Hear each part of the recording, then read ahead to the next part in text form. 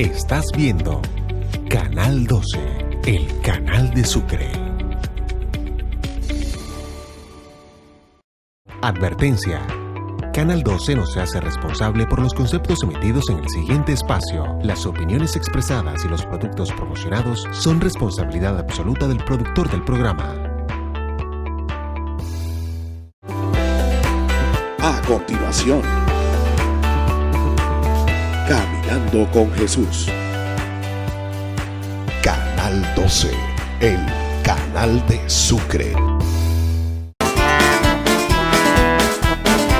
Caminando con Jesús. Dice Jesús, quita en el mar, no tengas miedo y extiende tu mano, y con la mía te encontrarás.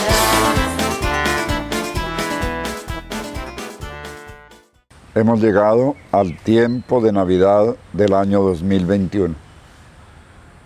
Seguimos viviendo una fuerte pandemia que, aunque no es tan dura en este año como en años anteriores, sigue limitándonos y sigue interrogándonos, y en medio de esta situación, con muchas incertidumbres, empezamos a vivir el tiempo de Navidad.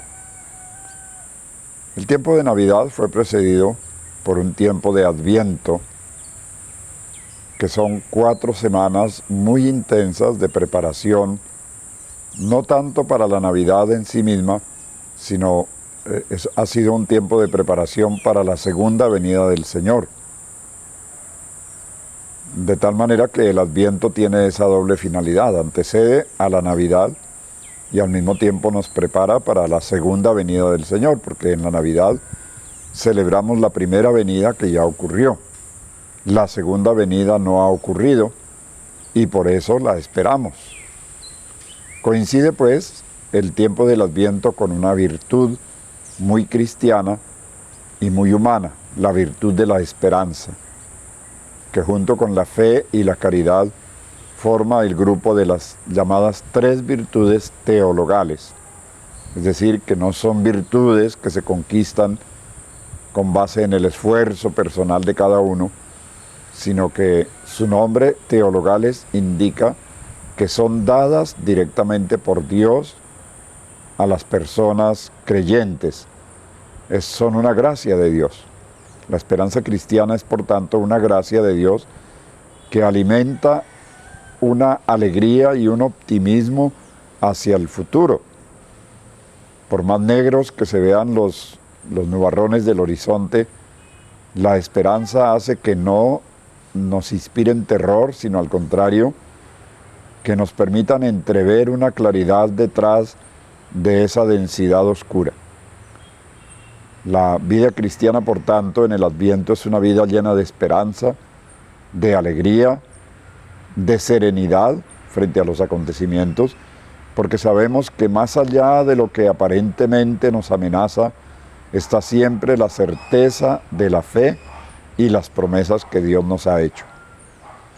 Así pues, durante el tiempo del Adviento, que todavía en estos últimos días antes del 24 se ha intensificado por la fuerza que tiene la Navidad, la celebración de la Navidad, celebración del nacimiento del Señor.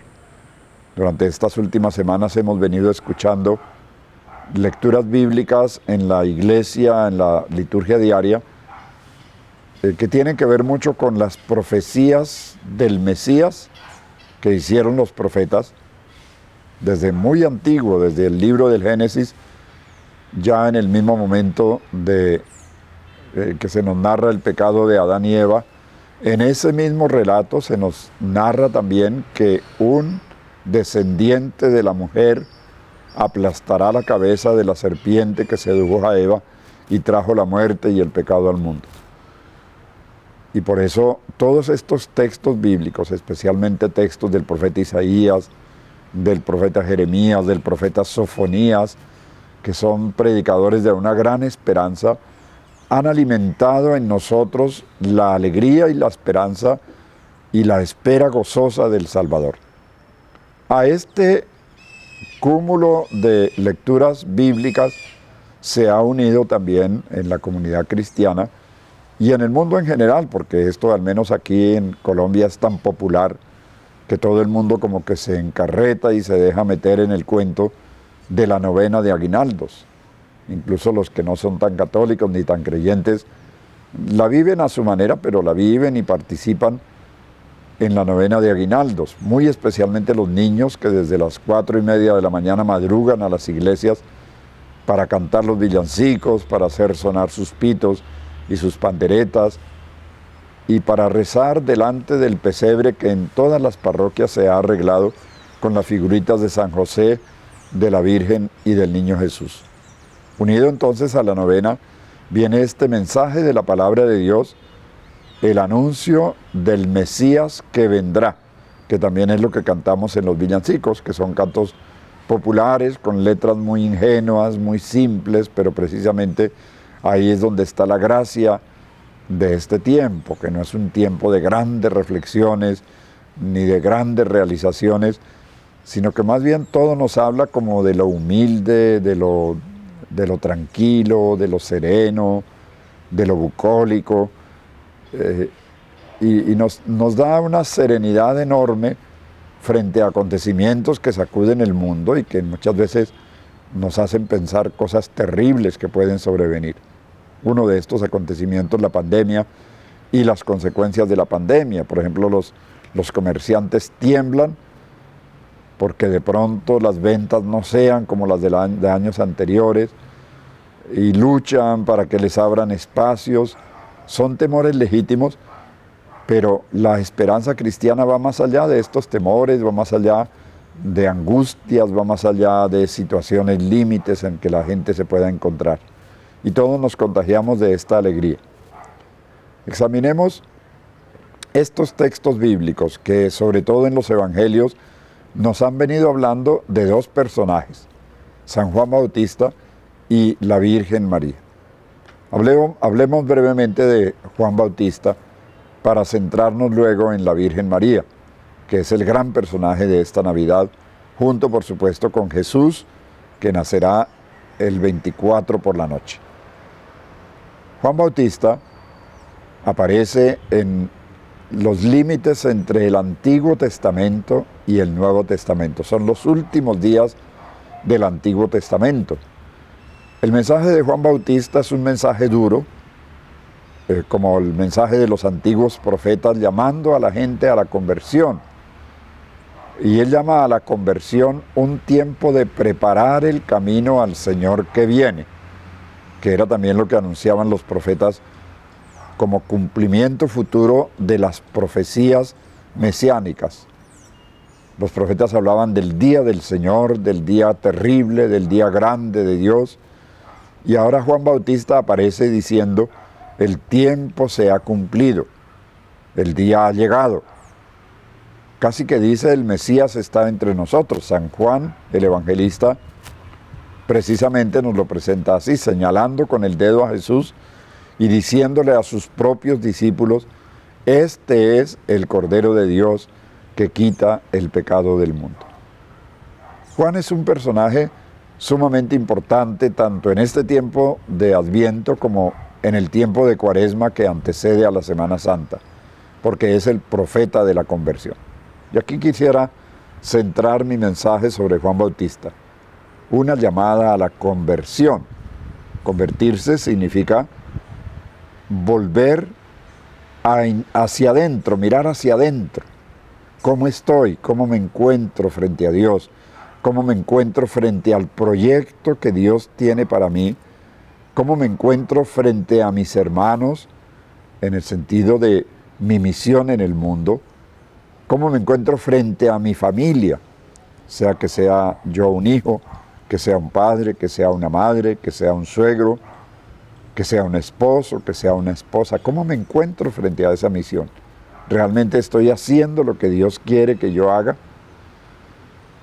De ahí, de preguntarse honestamente, porque es una pregunta muy personal que cada uno se hace a sí mismo, pero que también la palabra nos la hace y nos la enrostra para que tengamos la valentía de afrontar estos interrogantes.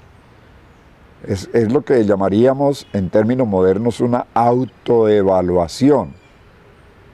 que comprende una introspección, es decir, una mirada hacia nuestro propio interior, mis actitudes, los sentimientos que me acompañan, son de odio, son de resentimiento, son de temor, son de rabia frente a las circunstancias o frente a determinadas personas, frente al tiempo o las frustraciones que de pronto yo llevo en mi vida, o por el contrario, mis sentimientos son de esperanza, son de optimismo, son de alegría, de colaboración, de sentirme bien con las personas, de sentirme contento con mi familia y lo que está ocurriendo en mi familia, a pesar de que no todo vaya bien, porque no se trata de que todo vaya sobre ruedas, porque ninguna familia seguramente dice todo está perfectamente ok. La vida más bien se compone de esos matices de gris más que de blanco y negro, de esos matices en que combinamos lo alegre con lo triste y en que tenemos esa capacidad para sobrellevar nuestras angustias y problemas en medio de un diálogo familiar, cantando villancicos o cantando otras canciones o tomándonos unas copitas con los miembros de la familia o con algunos amigos que se acercaron para celebrar juntos la Navidad conmigo. La Navidad es también un tiempo de familia y por eso la conversión me invita a vivir intensamente la realidad familiar, a reconstruir aquello que de pronto por circunstancias que cada uno conoce no fue lo mejor, no fue la mejor actitud. Qué bueno estrechar nuevamente manos, abrazos, pues por supuesto con el tapabocas puesto, palabras de aliento, palabras de ánimo, pero también palabras de perdón y de reconciliación. Decir perdóname en este tiempo es uno de los grandes gestos de conversión. Todos tenemos a alguien a quien perdonar y todos tenemos a alguien a quien pedirle perdón. Este es el tiempo propicio. El Adviento nos preparó precisamente para esto. Y ahora entonces al venir la Navidad se cumplen todas estas promesas, la Iglesia se alegra y celebramos el gran misterio de la venida del Hijo de Dios, que es la Navidad. Y esto es lo que precisamente vamos a celebrar y estamos celebrando a partir del 24 de diciembre por la noche. Amanecemos el 25 en Navidad, celebrando la venida al mundo de Dios que se hizo carne en las entrañas de la Virgen María. Entonces, la figura de la Virgen María viene aquí a ser la figura importante en este tiempo. Los textos bíblicos, especialmente en estos últimos días, nos hablan de la anunciación del arcángel San Gabriel a la Virgen María, del nacimiento, de la visitación a la prima Isabel por parte de María y del nacimiento de nuestro Señor Jesucristo. O sea, son como tres grandes momentos en estos últimos días antes del nacimiento del Señor. ¿Quién es la Virgen María? Tanto San Mateo como San Lucas nos la presentan como una mujer humilde, joven, que vivía en un pueblito llamado Nazaret, al norte de la Tierra Santa, de la tierra de Jesús, y que, una mujer humilde, no sabemos mucho de su historia, humilde y joven, una mujer pobre. Ya de hecho llama la atención que para este acontecimiento tan grande para toda la humanidad, Dios se haya fijado en una mujer y no en un hombre. Todo el Antiguo Testamento está lleno de hombres a los que Dios se les aparece, les da misiones. Incluso el nacimiento de Juan Bautista no le es anunciado a Isabel, su madre, sino a Zacarías, su padre. Es como la última vez que Dios se dirige a un hombre para encargarle una misión. Y curiosamente, cuando va a comenzar el Nuevo Testamento, Dios se fija en una mujer, pero no en una princesa, no en una mujer de alto vuelo, no en una mujer sobresaliente como líder o como lo que sea, no, una mujer humilde, pobre, casi una niña. Y Dios envía al ángel precisamente al hogar de Nazaret Y el ángel anuncia el cumplimiento de las promesas del Antiguo Testamento, las promesas que se hicieron a David. Le anuncia a María que de ella nacerá un niño al que ella le debe poner el nombre Jesús, que significa Salvador. Dios salva, Dios viene a salvar a su pueblo. María, y aquí vale la pena hacer una confrontación con el Antiguo Testamento, con otra mujer que era la preferida de Dios en los comienzos del mundo y de la humanidad, Eva, creada por Dios mismo, entregada a Adán para formar una familia, la familia según el proyecto de Dios. Pero todos conocemos la historia que Eva frustró este proyecto de Dios, creyó al que vino a decirle que Dios no la quería, que Dios era su enemigo, que rompiera con ese Dios que no valía la pena.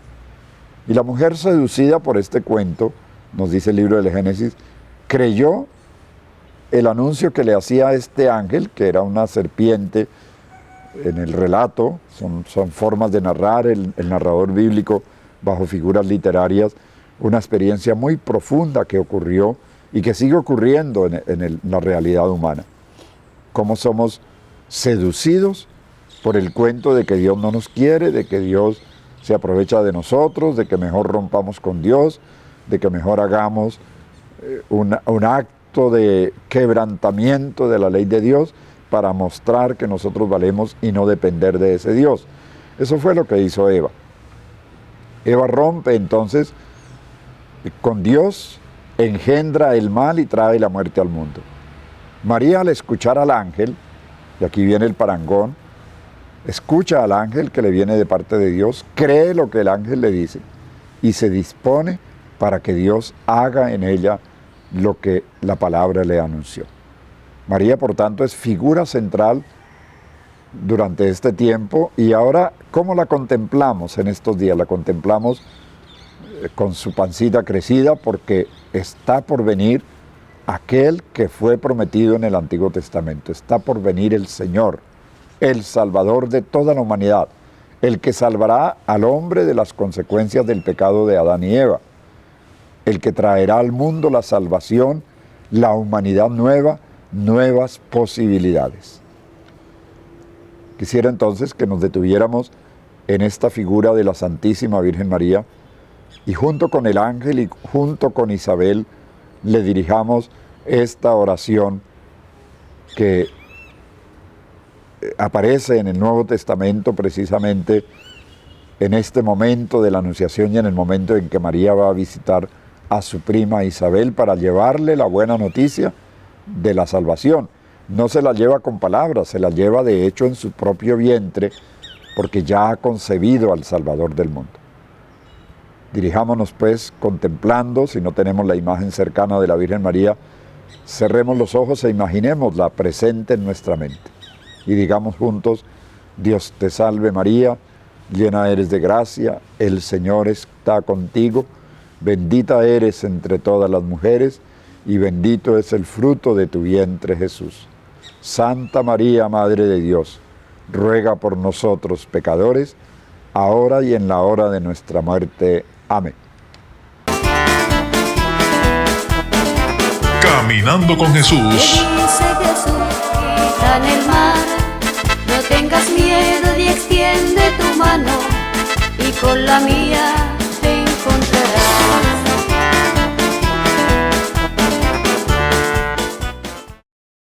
Ahora vamos a centrarnos en este tiempo de Navidad propiamente.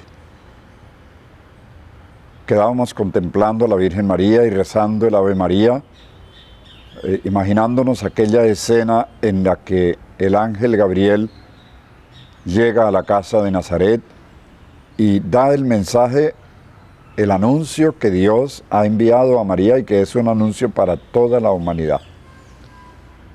María queda en ese momento, como dice el mismo texto bíblico, embarazada por obra del Espíritu Santo. Lo que va a nacer de ella es ciertamente un hombre, Jesús, pero es al mismo tiempo Dios que se ha hecho hombre.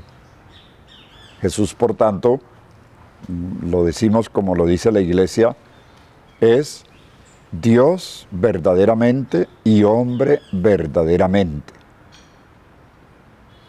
La naturaleza humana la toma de María y la naturaleza divina le viene de la misma esencia de ser Dios, porque Él no ha renunciado a su categoría de Dios para hacerse hombre.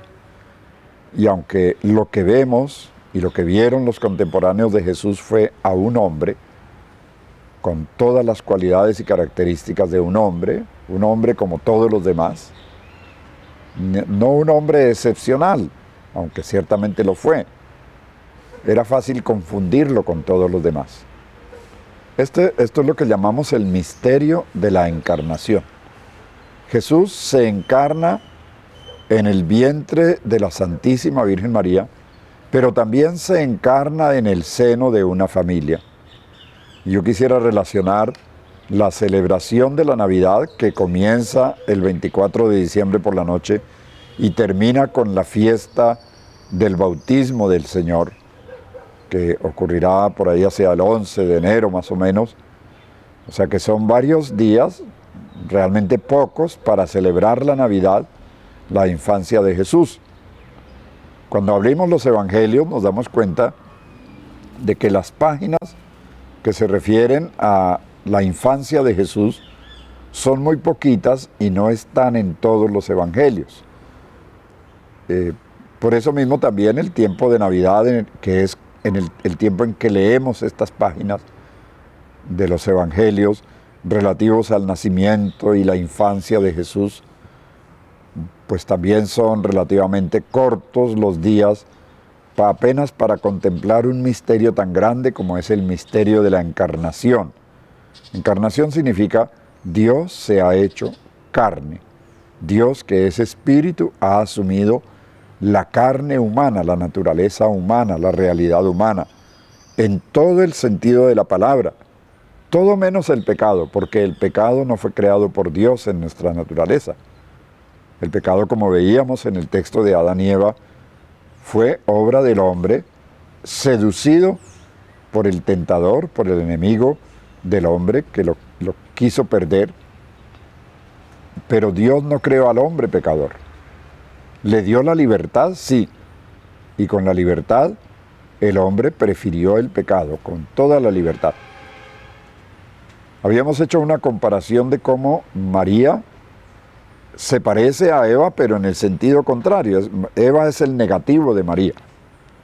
Porque así como Eva creyó ese anuncio que le hizo el ángel para que rompiera con Dios, con el plan de Dios, María cree al otro ángel que viene de parte de Dios, le cree el anuncio y se pone de parte de Dios diciendo: hágase en mí según tu palabra. La palabra que le fue enviada por Dios se realiza físicamente en María.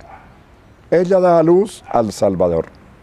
Es lo que hemos proclamado en la liturgia de la noche, llamada de Nochebuena, y lo que seguimos proclamando en la liturgia del 25 de diciembre, fiesta de la Natividad del Señor. La palabra Navidad viene de una palabra latina, natividad, que significa nacimiento. Es el día del nacimiento del Salvador del mundo.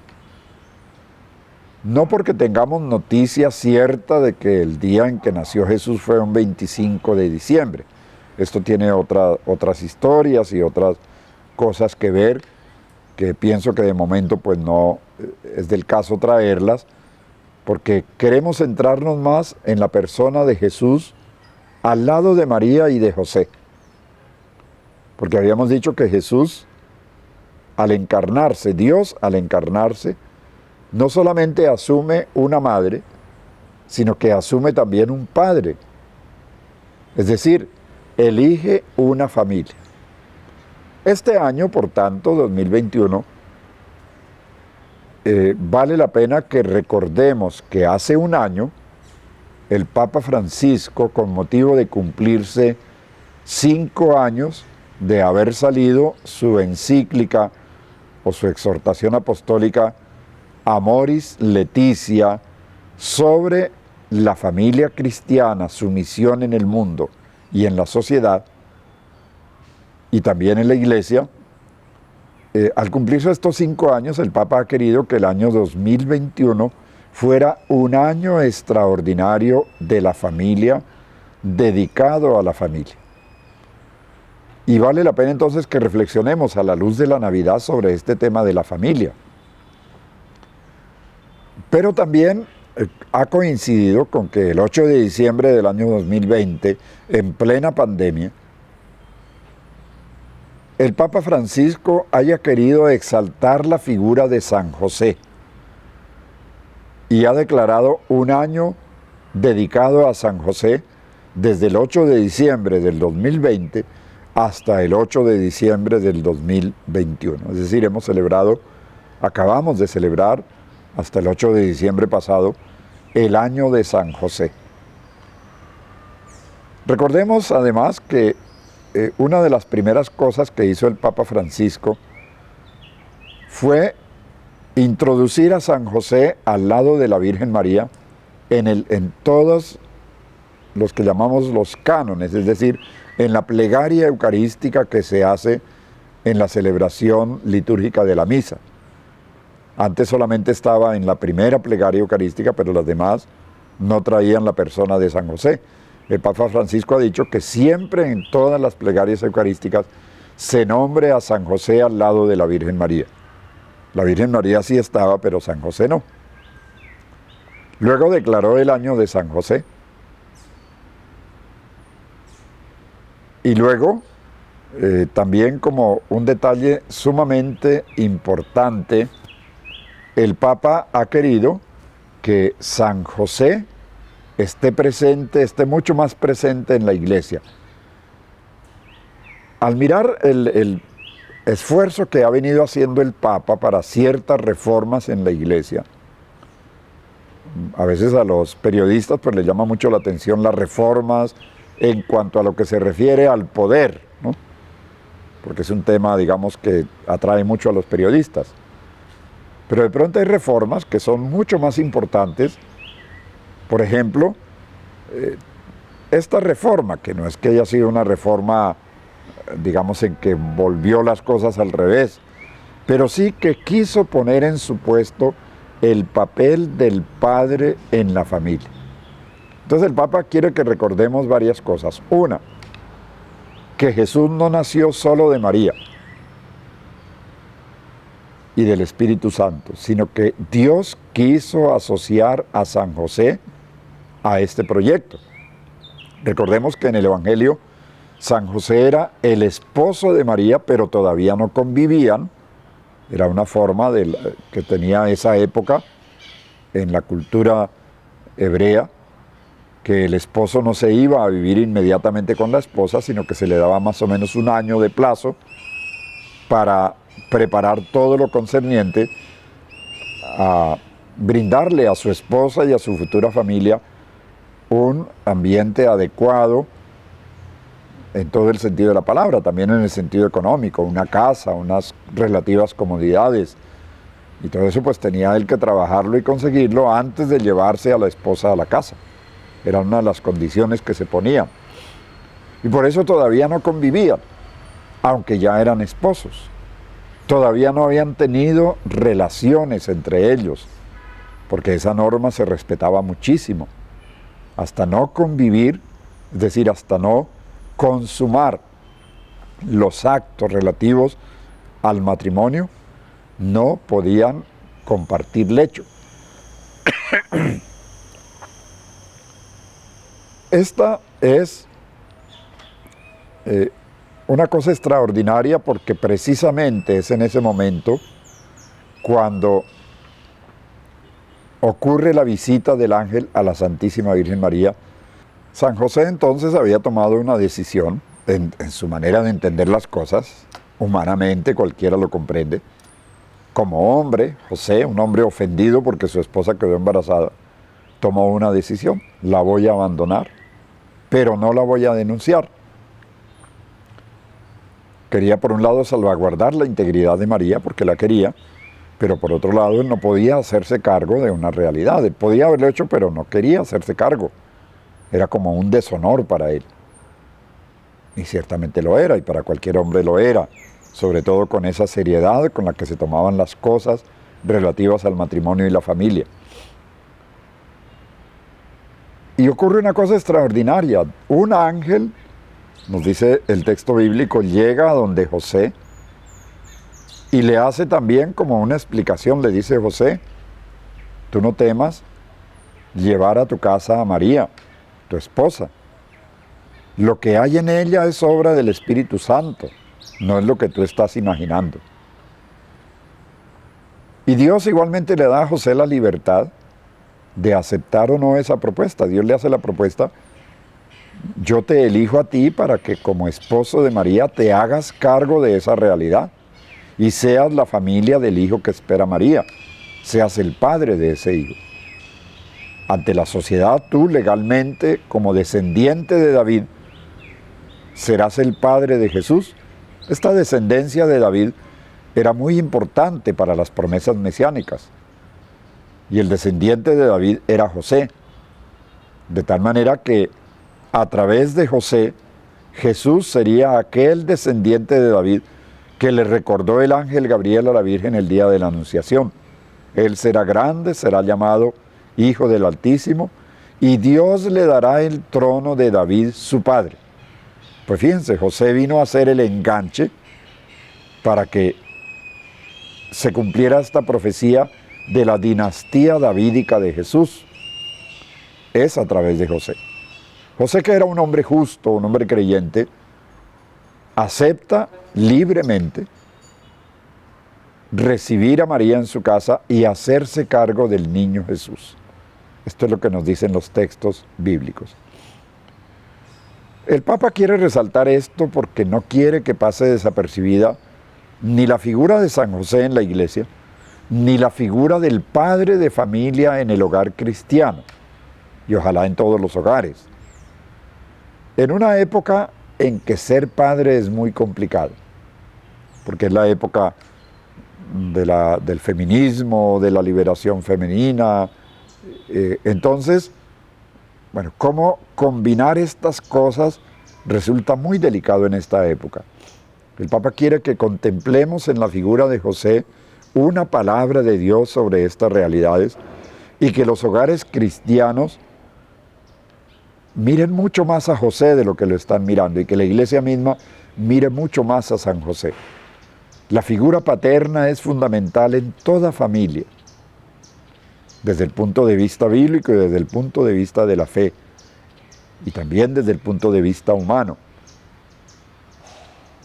Y como se están imponiendo unas costumbres, por ejemplo, que hay hogares sin padre, que hay hogares con dos personas del mismo sexo, llevando hijos adelante, pues el Papa quiere proponer esta realidad para decir: miren acá, esto es lo que Dios quiere, esto es lo que Dios diseñó.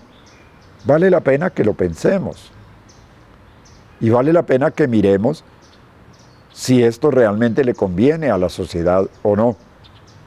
Si la figura paterna del varón, como la de José en el hogar de Nazaret, si Dios mismo quiso encarnarse en el seno de una familia compuesta por un padre y una madre, ¿por qué no miramos acá sin ningún prejuicio, sino simplemente tratando de ver un diseño que Dios tiene para la familia? Ciertamente que el inventor de la familia es Dios. Él fue el que creó al hombre y creó a la mujer. En los inicios del relato bíblico nos aparece esta narración: el sexto día de la creación, Dios creó al hombre, y luego creó a la mujer, y luego les dio una misión: ser fecundos, multiplicarse, dominar y administrar la creación, y les dio unos parámetros para que fueran felices. Esa familia se destruyó con el pecado de Adán y Eva. Entonces las consecuencias del pecado de Adán y Eva vienen sobre todo a destruir el proyecto de familia. Por eso la primera consecuencia después del pecado, es decir, después de romper con Dios, ha sido el rompimiento de Adán y Eva. Cuando Dios pregunta, Adán echa al agua a Eva, le echa toda la culpa. Y luego viene Caín matando a Abel. Es decir, son consecuencias del pecado que ocurrió en el paraíso.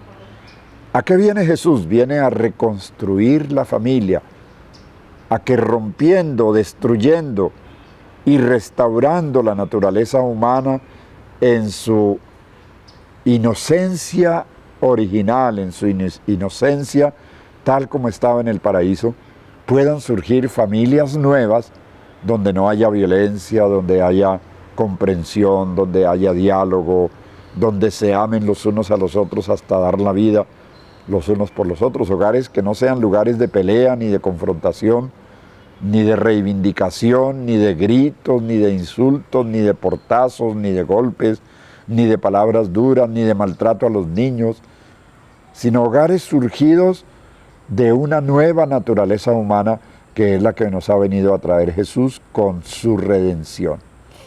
De modo que en el pesebre, yo les invitaría entonces a mirar al pesebre, espero que en sus hogares hayan hecho el pesebre con la figurita de San José y de la Virgen María, y contemplemos ahí un momentico, ya el niño lo hemos puesto en su cunita, el día de Navidad, y ahí están los tres, María, José y el niño Jesús, la Sagrada Familia.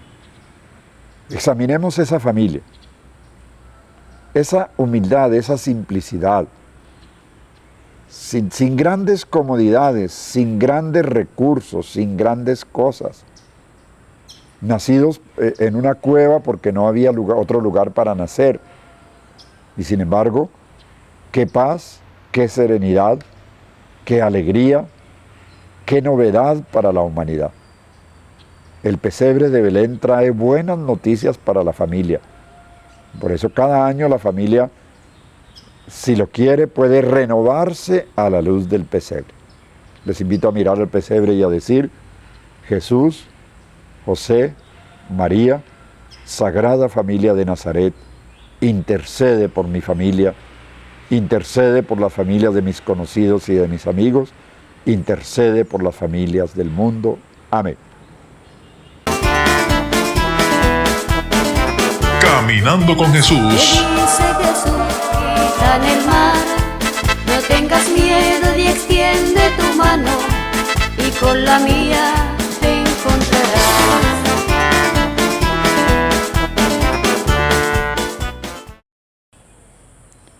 Después de haber celebrado el nacimiento de nuestro Señor Jesucristo, la Navidad, la Natividad, vienen una serie de fiestas en el calendario cristiano que es muy posible que nos pasen desapercibidas si no estamos muy atentos, especialmente aquí en Colombia, donde estamos, coincide en este mes de diciembre las fiestas decembrinas que se llaman, es decir, las vacaciones, la familia está junta, hay una serie de fiestas de tipo popular que ciertamente, pues, por las circunstancias de vacaciones, de descanso, de muchos ya no están trabajando, los estudiantes están en sus casas, tanto de las universidades como de colegios, todos han venido, los que están lejos han venido a su tierra de origen. Entonces todo se presta para la disipación, para la parranda, para los paseos, comilonas, de pronto, en cierto sentido también desórdenes, tanto alimenticios como de licor y de muchas otras cosas que vienen conexas. Entonces, este ambiente eclipsa, aunque no quisiéramos, pero de hecho es así, eclipsa otras celebraciones cristianas que se hacen durante este tiempo de la Navidad. Una de ellas, por ejemplo, el domingo siguiente a la Navidad, que en este caso es precisamente el domingo que sigue, el domingo 26, se celebra la fiesta de la Sagrada Familia. Era como acabábamos de mirar, contemplando a José, a Jesús y a María en el pesebre, esta imagen de la Sagrada Familia de Nazaret, modelo para toda familia. La fiesta de la Sagrada Familia, que seguramente va a pasar desapercibida para muchísimos por el ambiente decembrino, no quiero decir ambiente navideño porque ojalá fuera ambiente navideño, digo más bien ambiente decembrino, porque es esta característica de nuestra región, Colombia, y no sé si de otros países, que diciembre es para parrandear y para otras cosas. Entonces, claro, fiesta de la Sagrada Familia en pleno diciembre pasa totalmente desapercibida. Sin embargo, es una fiesta sumamente importante, porque es precisamente la fiesta de los hogares cristianos. Esto debería resaltarse. El pesebre todavía está ahí, porque el pesebre lo conservamos hasta la fiesta del bautismo del Señor en el mes de enero, es decir, mucho más allá de los Reyes Magos, que llamamos. Ahí está el pesebre todavía en nuestras casas.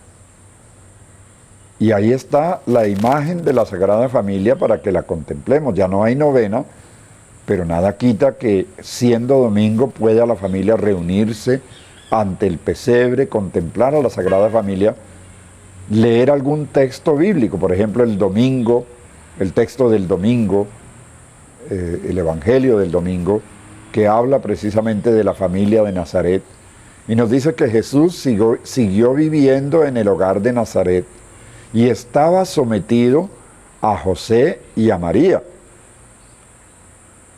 También hay una lectura del libro del Eclesiástico que nos habla de las relaciones entre esposos, las relaciones de un hijo con su padre, de un hijo con sus hermanos, y un texto de la palabra de San Pablo en la carta a los Colosenses, donde habla a los hijos cómo deben comportarse frente a sus padres, a los padres cómo deben tratarse entre ellos, el esposo con la esposa, y cómo deben tratarse los hijos, cómo deben educarse los hijos.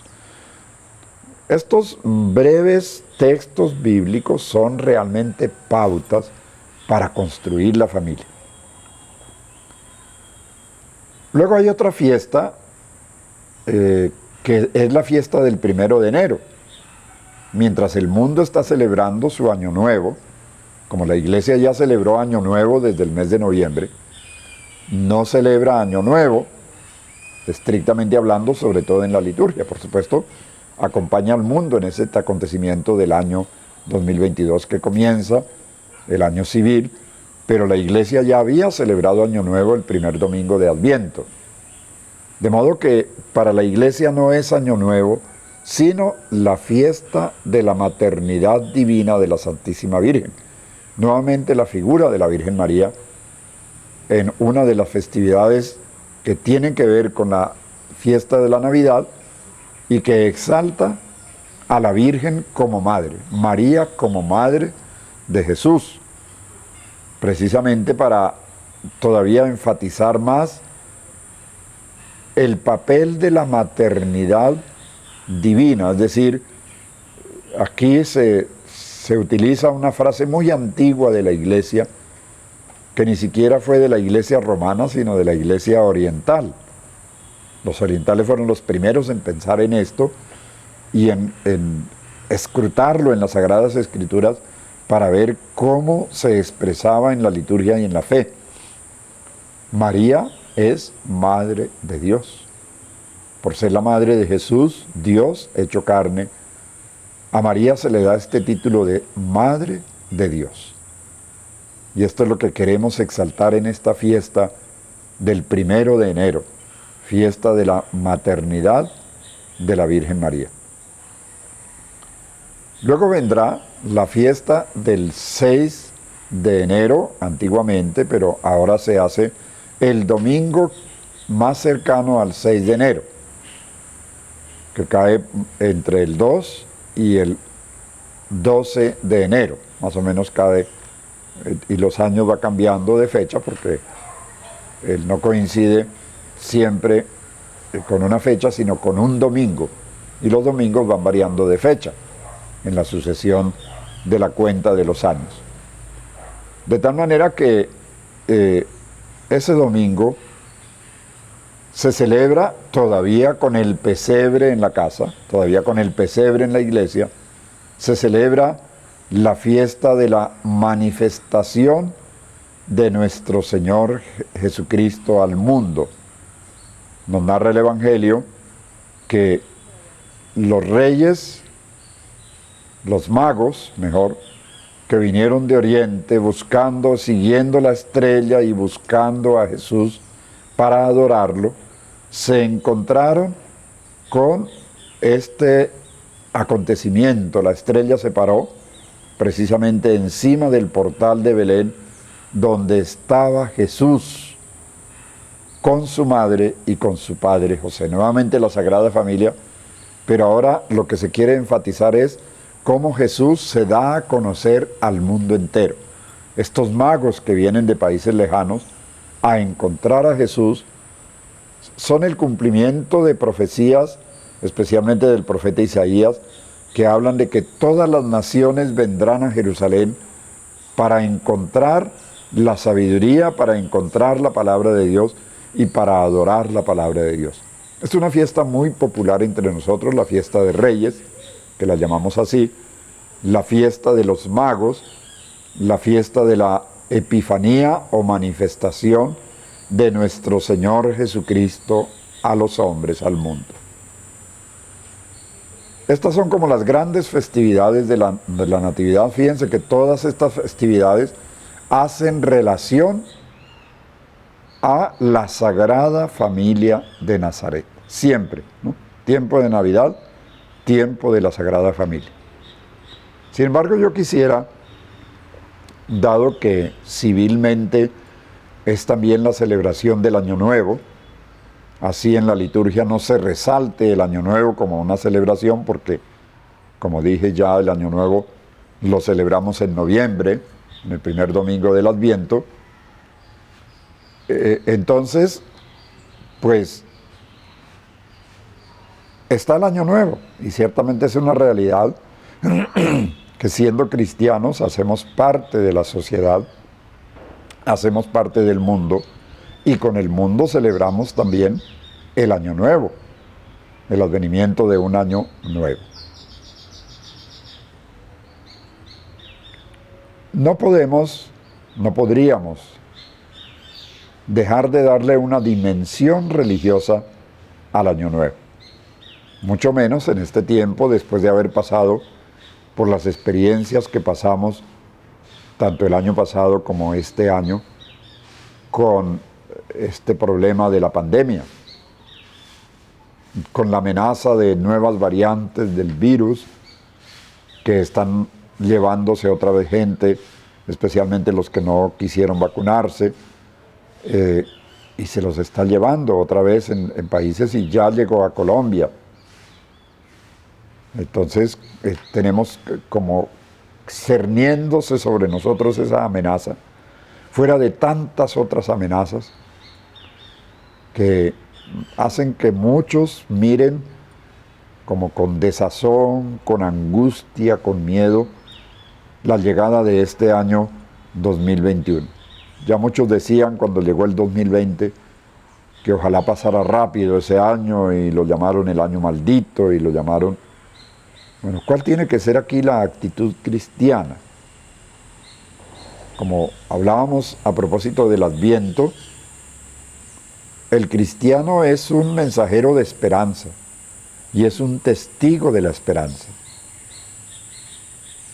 De hecho, la humanidad ha logrado sobreponerse a amenazas terribles en otros tiempos, incluso sin los elementos científicos y los recursos que tenemos ahora. Ahora digamos que la ciencia ha avanzado, pues digamos que comparativamente, comparado con años anteriores, pues ha avanzado muchísimo. Seguramente avanzará más. Pero estamos como mejor preparados para hacerle frente a calamidades de todo tipo. Y por eso la esperanza no se puede perder. Ni tenemos que mirar el Año Nuevo como una cosa triste, como con una serie de incertidumbres y de miedos y de angustias. Sabremos adaptarnos a las circunstancias. Me parece que lo que pasa es que veníamos como muy acostumbrados a una vida cómoda en la que todo lo teníamos, en la que todo estaba resuelto, y no ha sido así generalmente la vida del hombre sobre la tierra. Nuestros abuelos e incluso nuestros padres, para los que somos más viejos, vivieron precariedades muy grandes y las supieron enfrentarse a ellas y las supieron superar. De modo que no podemos ser menos que ellos en esta generación. Que no tenemos comodidades, que los recursos no son los que hubiéramos querido, no importa. No importa. La experiencia cristiana, sobre todo ciertas experiencias cristianas, como los padres del desierto, por ejemplo, los anacoretas, los ermitaños, nos han enseñado que el hombre puede sobrevivir con muy poco. La sociedad de consumo ha exagerado este afán de comprar y tener de todo, pero el hombre realmente puede sobrevivir con muy pocas cosas. Entonces a lo mejor es un tiempo para entrenarnos en esa supervivencia y no considerar que tenemos derecho a todo. Pero sí es muy importante que este año que comienza nos propongamos construir entre todos un futuro mejor. Un futuro mejor que no se refiere únicamente a tener comodidades, porque desafortunadamente el consumismo nos ha llevado a esa mentalidad, que el futuro será mejor si lo tenemos todo, si tenemos comodidades, si tenemos todo solucionado. El coronavirus nos ha demostrado que por más que creíamos tener ya casi todo solucionado, todo se nos fue a pique. El futuro mejor significa, ante todo, una capacidad de convivir con los demás y de construir con los demás, aceptando las diferencias, las opiniones diversas, las formas de pensar distintas a las mías, las mentalidades distintas a las mías, los conceptos religiosos distintos a los míos. Es decir, todos, como decía el Papa en plena pandemia en marzo del 2020, todos nos encontramos montados en la misma barca y todos estamos bajo la misma amenaza. Por tanto, también todos estamos en la posibilidad de juntos superar la amenaza y caminar hacia la misma dirección, ayudándonos los unos a los otros. La Fratelli Tutti del Papa Francisco es un documento profético, es una profecía del futuro de la humanidad. Nosotros podemos echarlo a perder o podemos arreglarlo. Y en cierta forma está en nuestras manos, porque sí, necesitamos orarle a Dios y pedirle que nos ayude, que nos facilite mejores condiciones. Pero Dios también nos dice, hombre, yo te di la inteligencia, te di las manos, te di unos hermanos con los que convives, que aunque no piensan como tú ni son como tú, son tus hermanos. Construye fraternidad social, construye amistad social. Miren en cuántas cosas coincide cada uno con los otros, y en esas cosas que coincide trabajen juntos. No se pongan a pelear por las diferencias. Venimos de un pasado de mucha guerra, de mucho conflicto, de mucha delicadeza. Este no piensa como yo, lo desecho. Este no se viste como yo, es un proscrito. Queríamos igualar a todo el mundo, que todo el mundo pensara lo mismo, que todo el mundo pensara igual. Queríamos imponer nuestras maneras de pensar y de ver, pero ya está demostrado que ese no es el camino. Que el camino es trabajar juntos, construyendo entre todos, cada uno aportando lo que puede aportar, un futuro mejor. Solo de esa manera podremos decir feliz 2022, feliz año nuevo. Si no estamos dispuestos a remangarnos, a ponernos al lado de los demás y trabajar juntos, no vamos a tener un feliz 2022. Esto se impone casi que a la fuerza, ya que no quisimos recibir a las buenas. Trabajar con los demás. Construir entre todos. Eliminar todas las posibles diferencias, las divisiones que hay entre nosotros. Y entonces podremos trabajar juntos, los de las distintas razas, los de las distintas maneras de pensar, los de los distintos géneros, los de las distintas políticas, los de los distintos pensamientos, los de las distintas corrientes, los de las distintas religiones, los ateos incluso. Todos poner mano a la obra, imaginando un futuro maravilloso que comienza en este año 2022. Estos son realmente mis deseos, ¿no? Yo no quisiera reducirlo a una fórmula en la que les diga feliz 2022, pero no.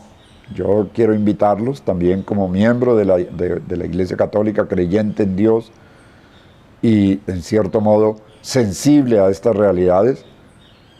Especialmente invito a los creyentes, a los católicos, a los cristianos, pero invito a todos a unirnos en esta gran campaña de amistad social y de fraternidad para construir el mundo que queremos para nuestros hijos y para las futuras generaciones. En este sentido, entonces, para todos ustedes, un feliz año 2022, bendiciones para sus familias, bendiciones para sus buenos proyectos y bendiciones sobre todo para su buena voluntad de ponerse a construir junto a mí y junto a los que están a tu lado este mundo nuevo que todos queremos. Caminando con Jesús. Dice Jesús, quita en el mar, no tengas miedo y extiende tu mano, y con la mía te encontrarás.